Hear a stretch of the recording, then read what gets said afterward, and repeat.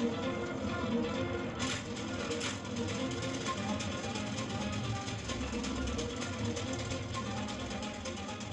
ಮಾಡೋ ಕಾರಣ ಏನೇ ಇರ್ಬೋದು,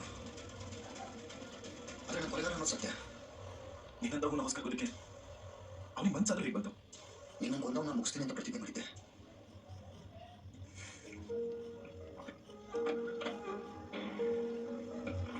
ಇವತ್ತ ಕೊಲೆಗಾರ ಮುಗಿಸ್ತೀನಿ. ನಿನ್ನ ಕೊಂದ ಆ ರಾಕ್ಷಸನ್ನ ನಾನು ನನ್ನ ಕೈಯಾರೆ ಕೊಲ್ತೀನಿ.